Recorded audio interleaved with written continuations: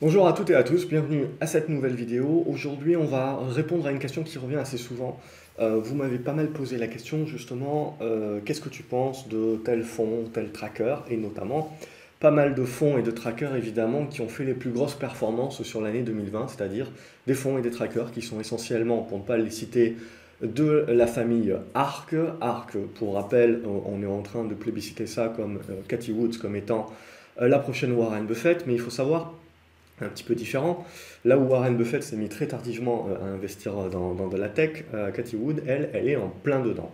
Donc ce qu'il faut bien se dire, c'est que pour moi, on est clairement, ce qu'il faut bien se rappeler, c'est que ce n'est que quand le marché va commencer à faire son prorata, quand le marché va commencer à purger, que l'on se rendra compte, évidemment, des choses qui étaient trop belles pour être vraies. Quand on regarde des fonds, etc., de gestion et qui sont également et qui vous proposent des trackers, qu'est-ce qu'ils vous proposent? Ils vous proposent ce que vous demandez, c'est-à-dire qu'actuellement, qu'est-ce que les investisseurs demandent? Les investisseurs, ils demandent des trackers et puis différents fonds dans l'investissement dans l'espace dernièrement. C'est ce qu'on a vu. Donc un tracker ARC qui sort sur l'espace, les investissements sur les voitures électriques, tout ce qui est lié à la voiture autonome, tout ce qui est lié également aux énergies renouvelables, aux énergies vertes, tout ce qui va être lié à la tech, au cloud et compagnie, aux semi-conducteurs, tout ça. Donc on a tout cet écosystème-là. Et puis derrière, on rajoute évidemment les biotech. Alors on a l'élément Covid, mais on a surtout l'élément biotech, donc avec les nouvelles recherches, etc. Et puis tout ça, c'est du futur. Donc tout ça, c'est quoi? Tout ça, c'est des perspectives énormes sur les années à venir. Donc qu'est-ce que le marché est en train de valoriser? Le marché est déjà en train de valoriser l'après. Le marché est déjà en train de valoriser ce que ça va devenir. Et le marché a très certainement raison. La problématique, c'est toujours la même. Et c'était la même problématique en 99, le marché avait raison de jouer les valeurs Internet, c'était l'avenir et il a eu raison. Sauf qu'il est allé un petit peu trop vite en besogne. Et là, quelque part, on rentre également dans ce même aspect-là. Bien entendu, on ne sait pas jusqu'où ça peut aller, on ne sait pas jusqu'où on peut valoriser les sociétés, mais au bout d'un moment, pour moi, ce que dénote ce marché-là, c'est que c'est un marché, clairement, où les gens achètent en mode, bien sûr, peur de louper le train, mais du coup, ils ont une demande. Et leur demande, c'est de pouvoir acheter des produits, justement, sur lesquels il y a eu des performances énormes. Et donc, des fonds de gestion et des fonds comme ARK qui vont créer des trackers, etc., comme d'autres fonds qui vont créer des trackers sur le Bitcoin, sur l'Ethereum, etc., qu'est-ce qu'ils font? Ils ne font que répondre à la demande. Et donc, ils vous proposent une offre. Et on le voit, tous les fonds au niveau d'ARC sont essentiellement sur de la tech, essentiellement donc sur les énergies renouvelables et les biotech. Ce qui est très intéressant de noter, évidemment, c'est qu'on va vous prendre un pourcentage, en règle générale un pourcentage un petit peu plus élevé, parce que vous êtes sur un secteur d'activité qui est un petit peu plus restreint. Et du coup, à chaque fois, c'est la même chose. Pour juger justement si un investissement est bon ou pas bon, l'investisseur lambda, il va regarder la performance sur l'année d'avant. Il ne va pas regarder la performance sur 5 ans ou sur 10 ans. D'ailleurs, la plupart des choses n'existaient pas. Il va regarder la performance sur l'année d'avant. Évidemment, il va avoir des plus 100, plus 120, plus 140%. Il va se dire, bon, très banco, je vais investir là-dedans. Mais il faut bien savoir comment se construisent ces 100 et ces 120%. Un fonds, un tracker, son but, évidemment, c'est de répliquer un indice de référence et donc d'intégrer, s'il est physique, à développement physique, de répliquer justement un certain nombre d'actions. Et donc, ils vont acheter ces actions-là sur le marché. Plus un tracker est performant, plus un gestionnaire est performant, et plus, comme je vous l'ai expliqué, il va attirer des fonds, il va attirer des flux. Plus il va attirer des flux, plus il va réinvestir dans les pondérations qu'il a déjà. Et là où ça devient intéressant, c'est que quand un fonds ou un tracker devient très connu, eh ben, il se met à détenir à lui tout seul 5, 10, 15, 20% de la capitalisation totale d'une action lambda. Et la problématique, c'est quand justement on se met à détenir 15-20% d'une action d'une biotech, d'une valeur sur l'énergie renouvelable, etc. Les capitalisations à aujourd'hui sont devenues énormes, mais parce qu'on a fait du x5, du x10, voire plus, sur ces capitalisations-là depuis quelques mois. Et donc, ce qu'il faut bien se dire, c'est que les positions qui sont engagées et qui ne sont que le fruit des flux entrants, et donc en fait, c'est une prophétie autoréalisatrice parce qu'à chaque fois que ces actions-là montent, elles vont attirer des nouveaux entrants. Ces nouveaux entrants vont investir soit en direct, soit via des trackers qui, eux, vont réinjecter en investissant aussi. Ce n'est pas des petites quantités. Et comme il n'y a pas un énorme flottant, comme justement plus ces actions-là montent et moins on retrouve également des vendeurs dans la stratosphère, et plus on a en fait ces hausses exponentielles qui se mettent en place. Et plus ça va attirer des gens. Et ainsi de suite, c'est un cercle. C'est là où on reconnaît donc la mise en place d'une bulle, mais ce n'est pas là où on reconnaît l'éclatement de la bulle. Pour moi, là où on reconnaît l'éclatement de la bulle, c'est quand justement ce type de fonds-là qui prennent énormément de risques à concentrer leurs investissements dans des petites, moyennes capitalisations, même si elles ont fait x10, x15 et qu'elles sont plus considérées comme des petites capitalisations dorénavant, mais on se retrouve avec des positions énormes, ce qui fait que quand la marée va se retirer, quand vous allez avoir des prorata, quand vous allez avoir pour une raison X ou Y une panique, une peur de l'avenir, etc., et qu'on va revenir à une capitalisation, à une valorisation un peu plus décente, alignée, bien entendu, on n'est pas en train de remettre en cause qu'éventuellement ces valeurs-là, c'est l'avenir. On est juste en train de remettre en cause que potentiellement les capitalisations qui ont été atteintes à aujourd'hui intègrent le meilleur des mondes possibles, et que donc, à la moindre déception, le marché sanctionnera, et il ne sanctionnera pas à moitié, il sanctionnera au prorata,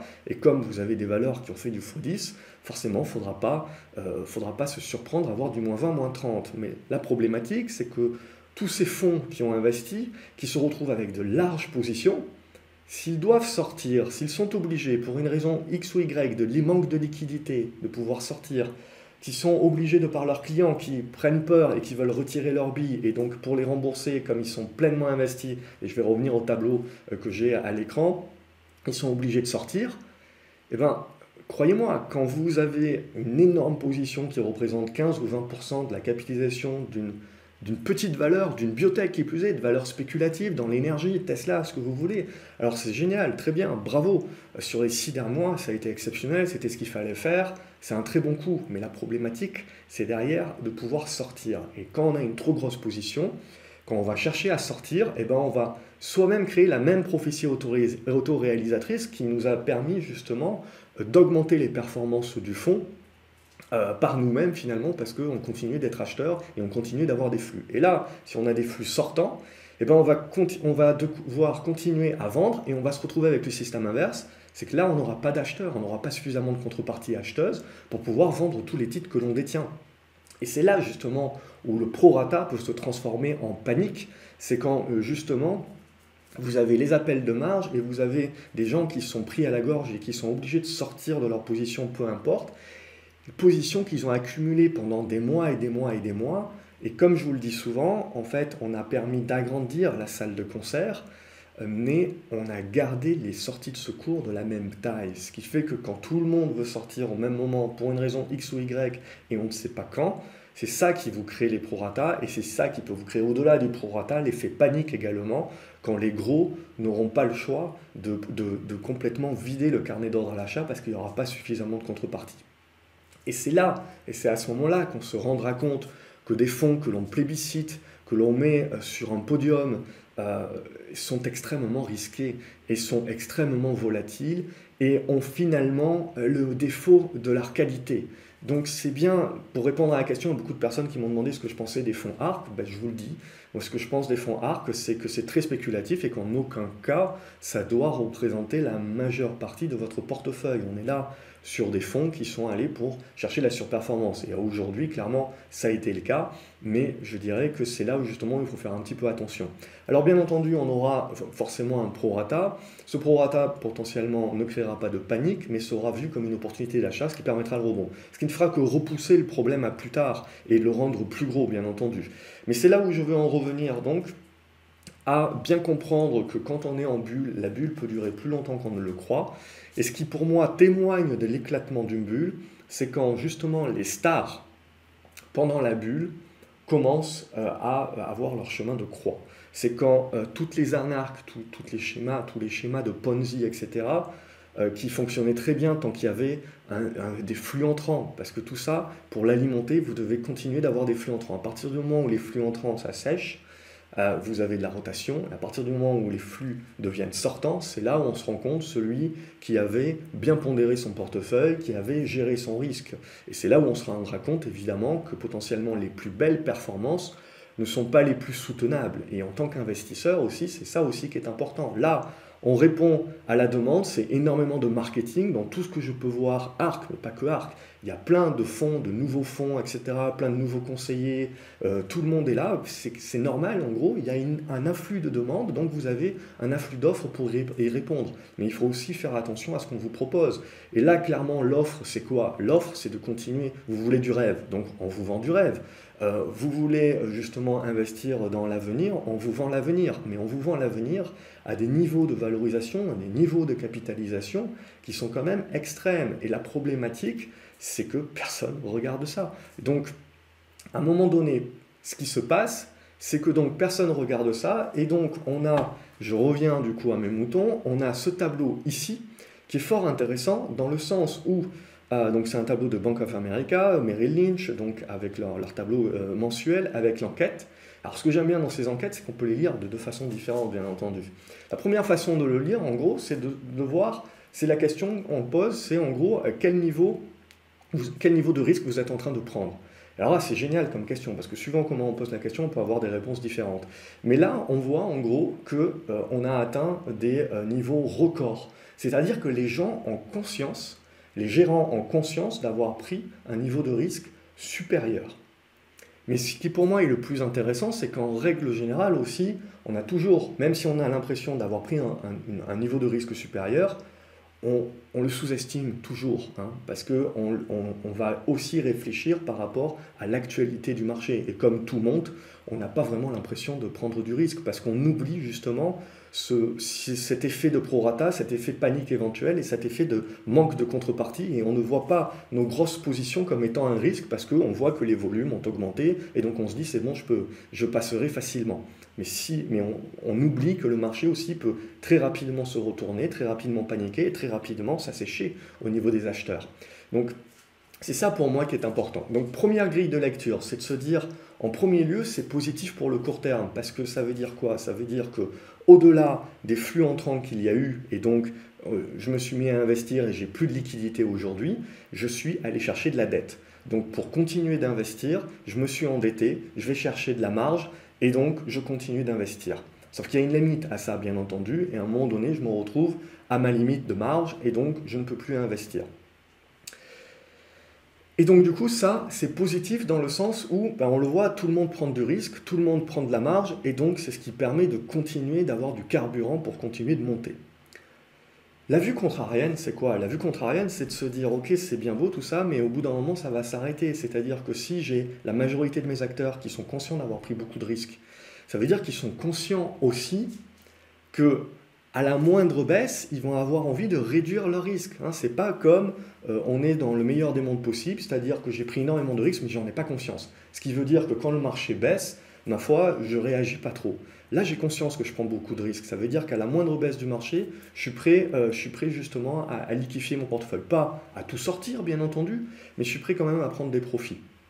Et donc, c'est ça aussi qui est important pour expliquer le risque premier, c'est la volatilité. Comme je vous l'explique souvent, la volatilité, ce n'est pas un risque si on la connaît, si on peut l'appréhender, si on sait de quoi en faire, on peut même en profiter.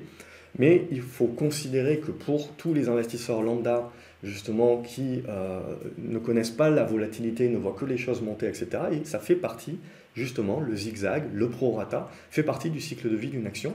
Ne remet pas forcément en cause sa tendance haussière de long terme, mais à court terme, croyez-moi, ça peut quand même faire drôle. Donc il faut justement gérer son risque par rapport à cela.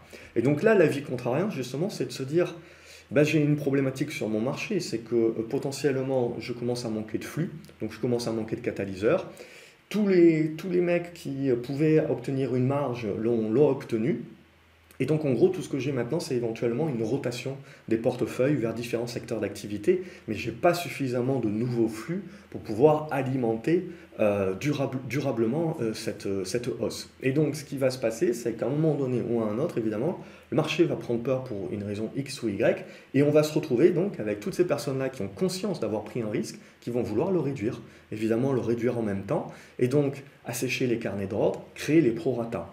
Et là où ça peut être un petit peu plus dangereux, c'est que ça peut se déverser sur les trackers qui sont surinvestis justement sur des secteurs d'activité très spécifiques et qui, du coup, ont des positions qui représentent des parts très importantes. Et c'est ça qui peut augmenter la volatilité, augmenter les prorata, parce que ces trackers-là également, donc ces fonds, devront aussi se retirer pour éventuellement rembourser les flux sortants, etc. Et donc, en étant obligés également de sortir de la position, ils créent eux-mêmes aussi la baisse. La baisse qui peut amener d'autres investisseurs qui, à ce stade, étaient tranquilles, n'avaient pas d'appel de marge, à avoir leur appel de marge et donc à devoir sortir.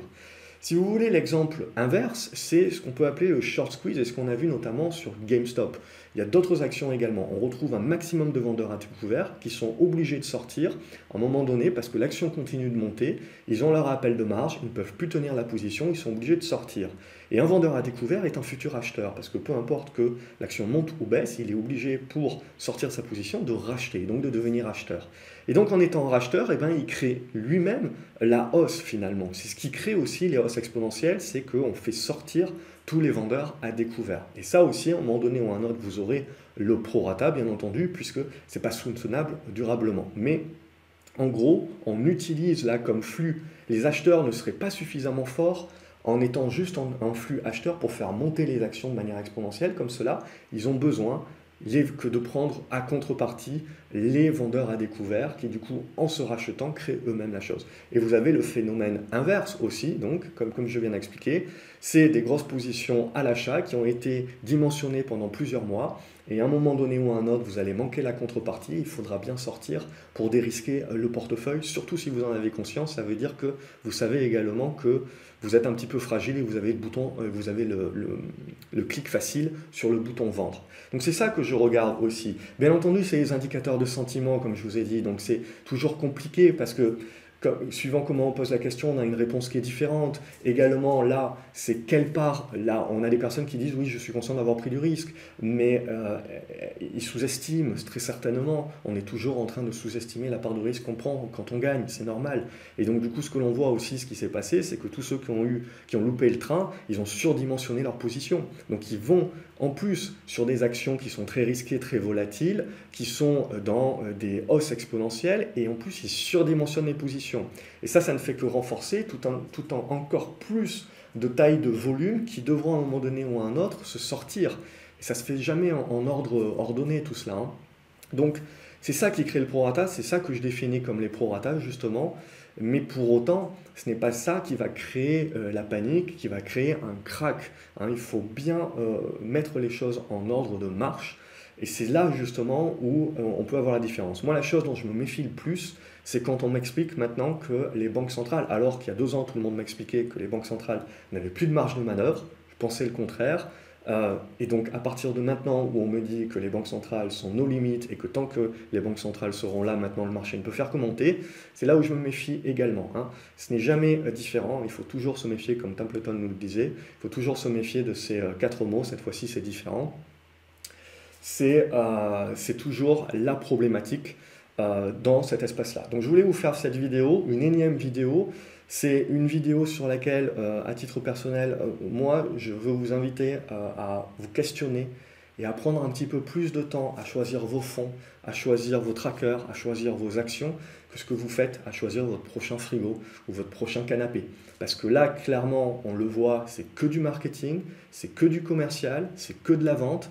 On va vous fourguer des produits, hein, des produits que vous demandez, des produits qui vous vendent du rêve, avec des jolis frais de gestion par-dessus, mais au détriment quand même d'une certaine alerte sur le timing également et sur la prise de risque que vous prenez également dans vos tailles de position. Encore une fois, pas de problème à prendre ce type de tracker et ces tailles de position tant que vous prenez une taille de position et une pondération dans l'ensemble de votre portefeuille qui est équilibrée par rapport à vos objectifs propres.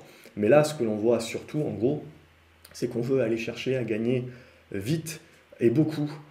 Et ça, c'est jamais très durable. Voilà, j'espère que vous avez apprécié cette vidéo, qu'elle vous aura apporté. N'hésitez pas à me dire ce que vous en pensez dans les commentaires également. Je continuerai, voilà, poser les questions dans les commentaires. Je continue à prendre les questions qui reviennent comme ça assez souvent et à vous faire une vidéo de réponse un petit peu plus large, comme là, par exemple, je reprends ARK, mais en plus, voilà, je reprends cette question de volatilité et de prorata au passage. N'oubliez pas donc de liker la vidéo, de mettre un pouce bleu, de la partager également au plus grand nombre.